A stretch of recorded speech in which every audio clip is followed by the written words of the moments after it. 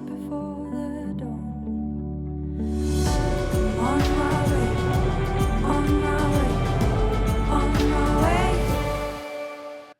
Thanks for checking in with your afternoon weather update. We sure hope you're having a great Sunday. We've had some hit and miss sunshine. It looks like it's kind of cool outside, but then you step outside and, well, it's like not warm, but it's not cold either. It's like the perfect March day. A little bit on the breezy and gusty side. We'll talk about the winds for the rest of the day as they will begin to relax. We also are talking about the possibility of some instability showers that may produce a little bit of small hail around the area.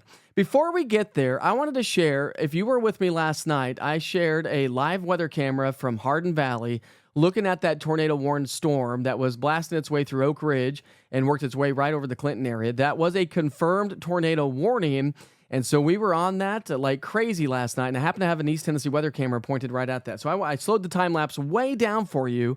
Take a look at this time-lapse. This will loop a couple times if it goes all the way through, but again, I've slowed it way down. Here's that tornado-warned storm. You can really see the wall cloud and the leading edge and the gust front associated with that storm system as it worked its way from Oak Ridge into the Clinton community. An impressive storm, and it looked almost more impressive when we were watching it live during the evening hours. But again, that was a live view last night that we were talking about from Hardin Valley, looking off to the north and northwest. Out there in Hardin Valley right now, well, not too bad. We've got some sunshine out there. We're going to see a few clouds hanging out with us. We've had some morning rain showers hanging out with us as well. But some instability showers can't be ruled out. Now, when you talk about 24-hour rainfall accumulations, the bullseye seem to be all the way from, say, Saudi Daisy up to Oak Ridge, and even more of a bullseye throughout parts of Campbell County, Union, Claiborne, and also Anderson County, where some areas picked up upwards of 3 to 4 inches of rainfall. This is going to help the drought. And now we still have a drought across East Tennessee, a severe drought from Morgan County all the way down to McMinn, Bradley, into Hamilton County, up into Ray and Meigs County as well. So the rain that we saw on Saturday is really going to help to mitigate this. This will come out next Thursday with a new update from the U.S. Drought Monitor. So make sure you check back in. I'll keep you posted on that on social media. So a mix of sun and clouds throughout the day, isolated afternoon showers, and some instability showers that could produce some small pea-size hail. It's not going to be damaging hail, but don't be caught off guard if you get that. And a couple of good solid downpours. Crashing temperatures anytime after about 4 to 6 o'clock tonight. And it's going to be a much colder start to our Monday. And Monday is going to be on the chilly side. So from here on out, the wind is going to slowly relax. The wind advisories and the high wind warnings have all been allowed to expire. And we just still are dealing with a little bit of rising water in some locations. Lunchtime temperatures have been in the 60s, so we haven't warmed up a whole lot from our morning low temperatures, and we're not going to continue to warm up a whole lot.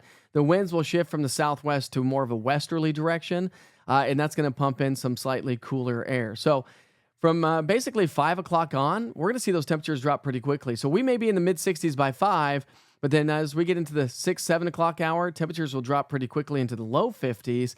And then overnight tonight, we're going to see those temps down into the 30s. So it is going to be a chilly evening if you happen to have any outdoor plans here tonight, running around town, getting some errands done before we get the work week started. Let me pick up our Futurecast here at the lunch hour. And again, as we progress through time, you can see this is the HRRR model forecast and a couple of instability showers. Not expecting a ton of activity. Most will likely stay on the dry side, but just kind of a reminder not to get caught off guard or be like, hey, what happened there? And any of those showers that do develop could produce some pea-size hail. We're not talking about a lot more rain, but there is still some lingering showers across the area that will produce a little bit more rainfall by the end of the day. Then overnight tonight, as I mentioned, it's going to be a much colder start to our Sunday. So watch this. Wind directions change from a westerly to more of a northwesterly flow. We're going to wring out the atmosphere. And as the temperatures drop into below freezing across the highest peaks of the Smokies, we're talking about a chance for some snow showers across the highest peaks, but it's not going to add up to a whole lot. We're talking about an inch of snowfall across the highest peaks, about 4,000 feet or so. So on Monday, when the sun comes over to the western sky, you'll probably see a nice little view of some snow-capped Smokies.